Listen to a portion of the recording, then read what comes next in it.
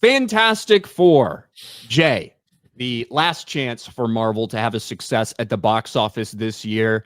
I went in very much not excited, not really feeling the movie, other than the score. That's the one thing from the previews that I've really enjoyed was the score and the soundtrack for the movie.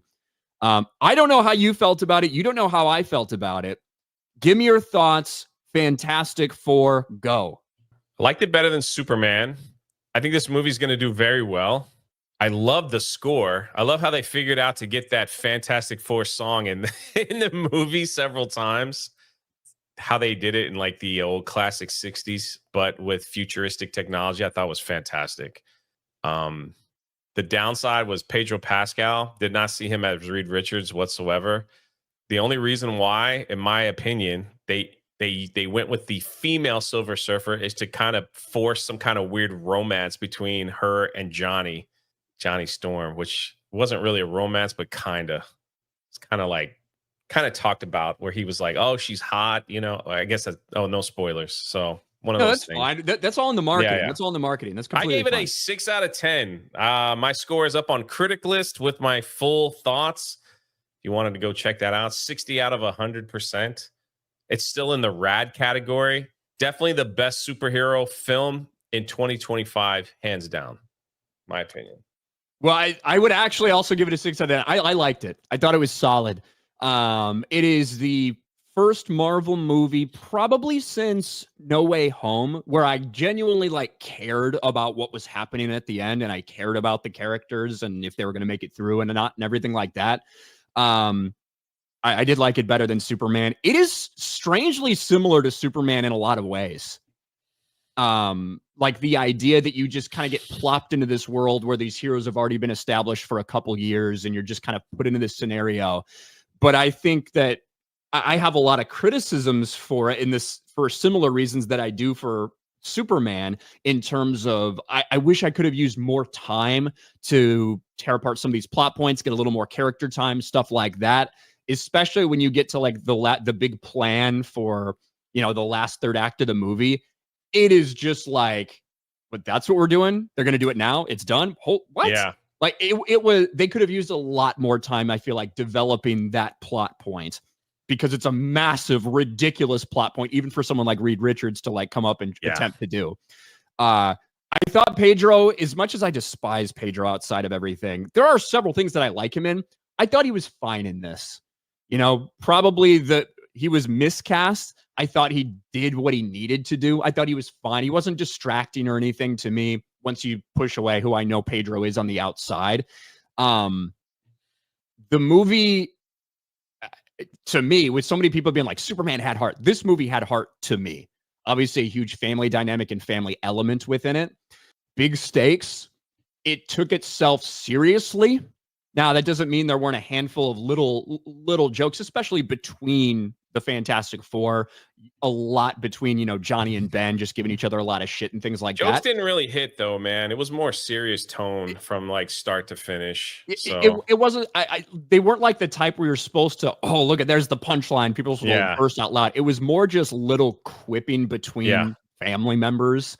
To me, it took itself much more seriously than Superman did, which I appreciated. Also remember, when we talked about Superman, one of the things that I said I wish they had done was in the first 10 minutes, show us a little bit of Superman in this world being the hero and why people love him so much. That's exactly what they did. That's exactly what they started with. They started off the Fantastic Four. They came to us 4 years ago after a space accident, and they do just a little bit. Hey, this is how this happened. Yeah. And they do little highlight reels, and it's for a television program, so you can kind of excuse away why this is happening in the movie. And they show you all these things they've done, the heroes they defeated, the people they've saved, the people they protected, and how so many people love them and why they love them. I thought that was a great way to establish them initially. Galactus looked fucking badass. He was highlight. He was the highlight.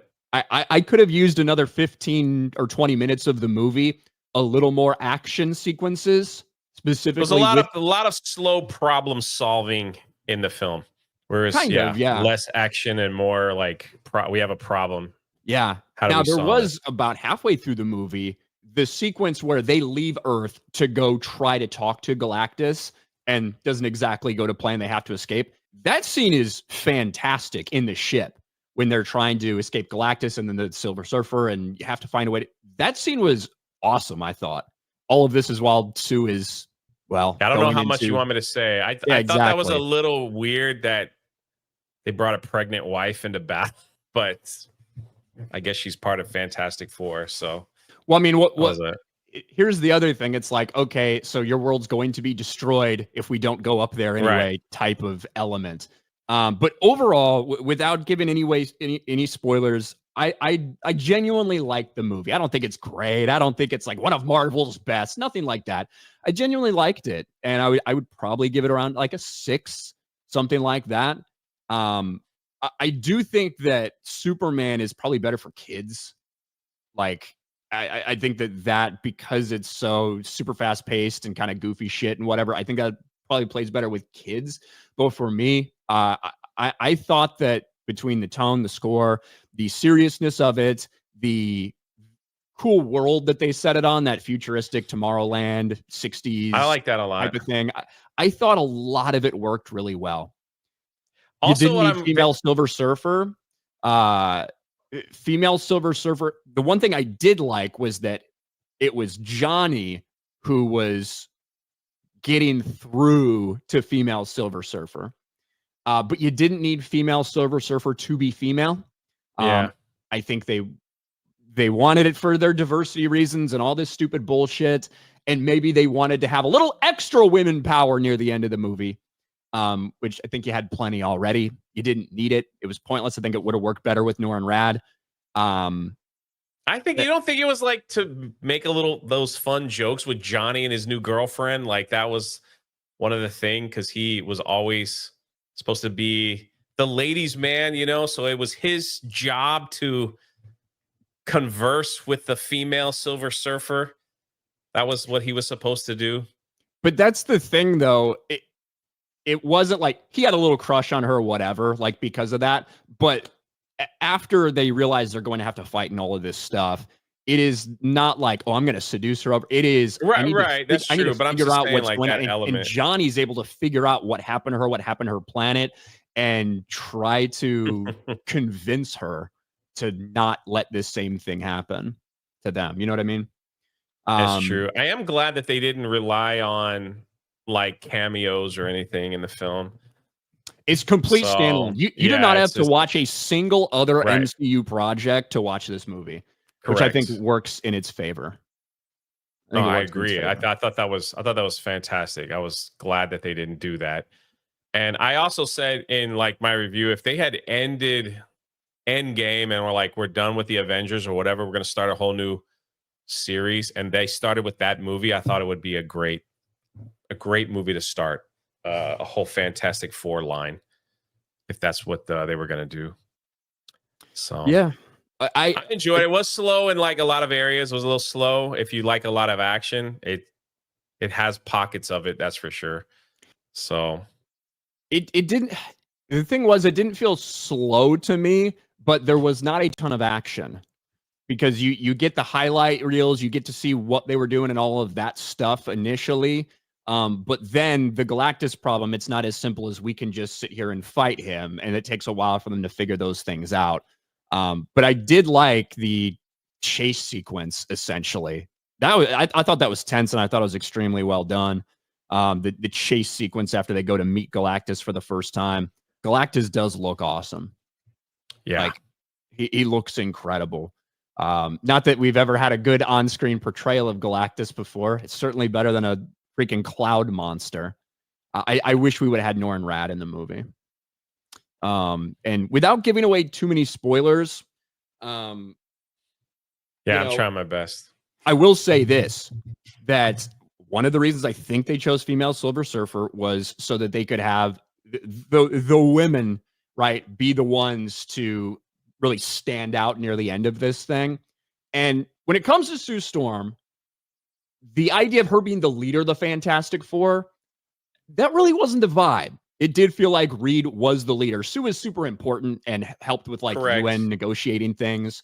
But in terms of the people who they look to for answers, it was usually Reed. The person who comes up with the plans is Reed. Like that person is Reed. However, Sue Storm is the most powerful member of the Fantastic Four.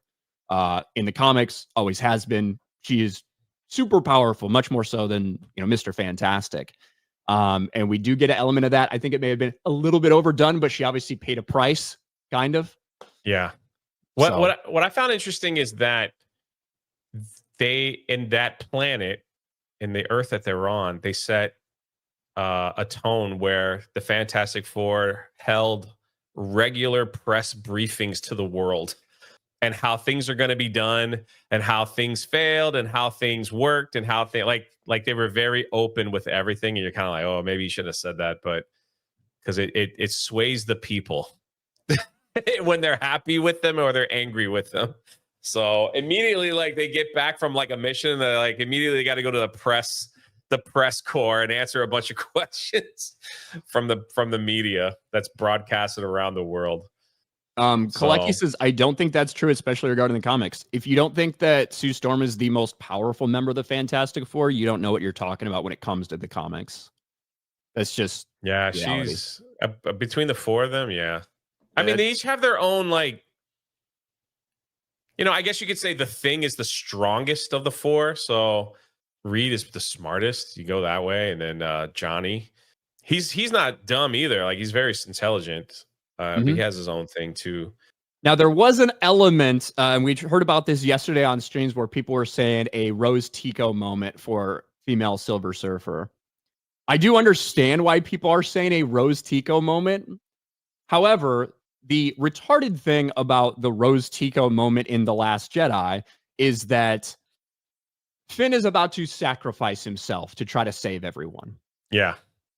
Rose Tico comes in, crashes into him, almost kills him anyway because of that crash. Nobody sacrifices themselves. But nobody sacrifices themselves, and their friends are still at risk. Right? So it is it's stupid, right? Yeah.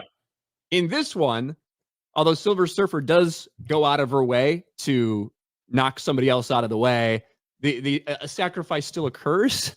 Yeah. So, like, to me, although you do have a mechanic, a woman crashing into somebody else, the thing that made the Rose Tico moment so retarded is that Finn had a chance to try to save people and sacrifice himself, and she nearly got him killed, only for there to be no sacrifice whatsoever, just so they can have an awkward kiss. Yeah. Which is one of the reasons that was so stupid. So to me, I think that saying it's a Rose Tico moment is like funny, but ultimately achieves a very different goal. You said you liked the soundtrack, right? It felt unique, right? The world felt unique. The way it was shot felt unique. The score felt unique. I liked it. Not saying it's great or anything, but I did like the movie. I enjoyed it more than Superman. It'll be interesting to see what happens at the box office. And if you remember, Jay, when we were here, over the past couple days and stuff, I said I think that I'm going to make the prediction that I think Fantastic Four has a bigger opening domestically. Yes. It looks like it's heading that way. It looks like it could be heading that way. Do we have the official numbers yet? They usually start dropping around this time. We did. Fantastic Four First Steps fires up Thursday night with $24 million plus in previews. Now, last night, people were looking at around 23 million. That's where they thought it would end. And that would have been higher than Superman's. 24.5 is about $2 million higher than Superman's Thursday. An important thing to note is that Superman's Thursday includes about $3 million of the Tuesday fan screenings. Yeah. So I would say significantly higher than Superman here. If you just look at their Thursday numbers, you're talking about 24.5 to somewhere around 19.5 to 20 million for Superman. I do think that it is going to do rather well this weekend. Superman could still have a good hold too. I struggled. We'll have to see. We only have a couple people's reactions and stuff like that so far. I don't know if there's a way in hell that this thing has as good of a hold here as Superman does. Superman's weekday numbers are insane. And I do think, people bringing their kids and stuff to it is probably a big part of that. I don't think that this is going to be as like child friendly as the Superman movie is, but that is a big Thursday box office numbers in previews when they're going directly up against Superman. And you'd have to imagine Marvel's at least happy to see that. Oh, 100%. 100%. And I'm not sure, like in the past, have we had like a DC Marvel, going head to head? Maybe for Batman and for Superman, there was another Marvel film that was going head to head with that. Civil War, right? Yeah, I think so. It wasn't even close in the box office when that happened. Marvel was on top, but it looks like more people are interested in seeing Fantastic Four. Word of mouth will definitely carry this film a little bit higher. I think if it was an absolute disaster, I think it would fade. It would fade rather quickly with Pedro Pascal fatigue and everything else. Yeah, as much as I'm sick and tired of seeing Pedro Pascal anywhere, I didn't like him I didn't like him because he was Pedro. I just didn't like that portrayal of Reed Richards. I think he was miscast for the role. I don't think he gave like a bad performance necessarily. I thought he was passable. I thought he was the worst cast in terms of the Fantastic Four, and I like his character portrayal less than I probably like the others. I could have done with more seeing Johnny Storm as, like, we kind of get told, oh, Johnny really likes the ladies, blah blah blah, all this stuff. We never get to see any of it though. The other thing too, this is the first. It might be the first Ben Grimm doesn't really show too much of his depressed side, that he's the thing. It's almost like he's gotten over it a little bit in this film, because in some of the other movies, it's like he carries that burden of being the thing where he doesn't want to be, because his life's just been thrown apart, right? Because of this transformation. Here, it's almost like he's in an acceptance role. Mm-hmm. And you have Reed Richards over and over remind the Fantastic Four that it's his fault that he screwed up as to why Ben Grimm is the way he is. He just makes these little moments while he's talking to the media, while he's talking to the family. He goes, it's 100% my fault. He kept reminding everybody, and they keep reminding him, hey man, let it go. It's okay. Like, let it go. I had like a scene with the thing, and he's walking past the school, and the kids are cheering him on. They're like, hey, pick up a car for us. And, he plays a performance in front of the kids and pretends like he's going to throw the car and smash the kids with. It's just like, and it was a little more like happy, I guess, in this particular role. Maybe we'll see something different moving forward, but that's one thing that I noticed, because in the other ones, he was, he's very upset and angry and sad that he is the thing, which it's like that in the comics too. And in some, so you have Reed in this movie. It's so basically right at the beginning, you find out, and this is obviously not a spoiler because a lot of the marketing has been about Franklin, about the fact that they have, that, Sue gets pregnant, they have a kid, all this stuff happens. It is very much a Reed who's super worried about what is going to happen to his son. The idea that his DNA is all fucked up from the cosmic, like it's going to be a monster. Sue's DNA is all fucked up. Yeah. Like, what is going to happen when two people who have these changes to their bodies, these mutations, this DNA that they have, what's going to happen when they make a child? And is the child going to be okay? Is he going to be healthy? Is he going to have powers? Like, what does this mean? What does all of this mean? And he's super obsessed about all of that and kind of is stressing about that from the get-go. But I one of the reasons I think I did like it is because you do have, two people, really four, but these people who are very concerned about the child, about their child. Yeah. And it's something that we haven't really seen, I guess, done this way, like a story like this that I can think of, at least in the MCU, so much of it revolving around like this family with this baby, protecting this baby. And obviously it's not a spoiler because you saw it in the previews. Galactus wants the baby. Okay. Yeah. I didn't want to say anything, but I'll let you say it. We saw that, right? We've seen that in the trailer, in the marketing, that is one of the things that Galactus wants. He was willing to spare Earth for that. And what that does, and what I think this movie does better than Superman, is show how the Fantastic Four go from being the most popular, everybody loves them, everybody loves everything about them, to the people who, what do you mean you didn't stop Galactus? What do you mean that he gave you this opportunity to spare us and you didn't take it? We have families too. Selfish. What do you do? Right. And I think it does a much better job of showing them at their height, and then how people were turned on them because of a decision that they make, and how they have to fight through and fight back through all of that. Correct. And save everybody. I think that family dynamic was done very well. But I didn't like. What can I say? I'm trying to be respectful. I didn't like the Sue Storm speech. That's all. The one outside with when she's I thought Franklin. that was like unnecessary, but it is what it is. That was like definitely a Sue moment. Like to go. That was like to the her mob. moment in the sun with all of this stuff. Yeah. Yes. That's all. And I think it worked well. It is, to me, it's a little much, especially when you consider how the movie ends and how important Sue is and like all of this stuff. Maybe a little bit much. Like I said, I have my problems with it. And there is some MCU to this movie. Overall, I did like it. And it's 6 out of 10. Maybe I reserve my right to go up or down half a point at some point in time. But as for right now, I enjoyed it.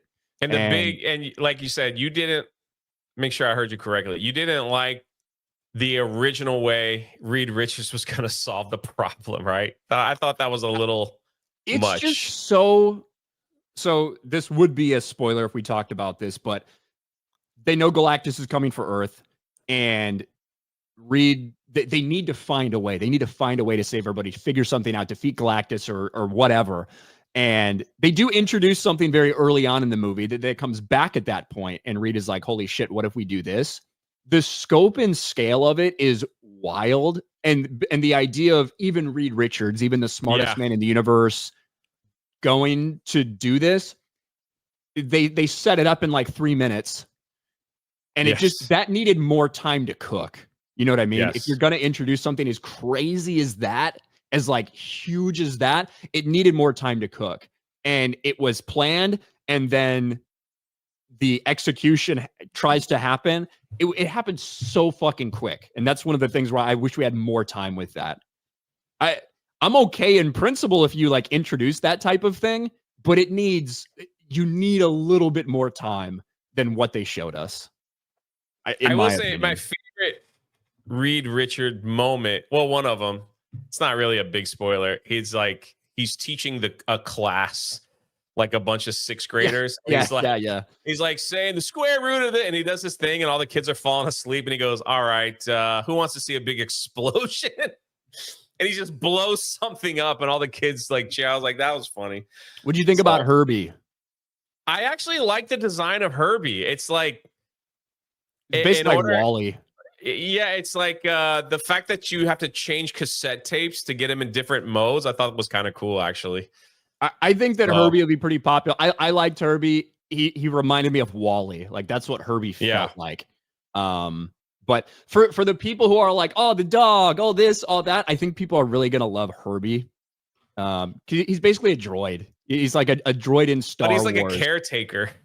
Yeah. So he does. You can't understand anything he's saying, right? No. He's like speaking in robot shit. But if they sell all you have is like his tone, kind of like R2, you know. But I agree with you. If they sell a toy where you get different cassette tapes to change his function, it might sell. Like a remote control, it might sell. Who knows? Who knows? But yeah, it was like he was like building stuff in the house. He was cooking for him, and then he pilots the ship at one point when you put a different cassette tape in his face. I thought that was neat. Oh, that was neat.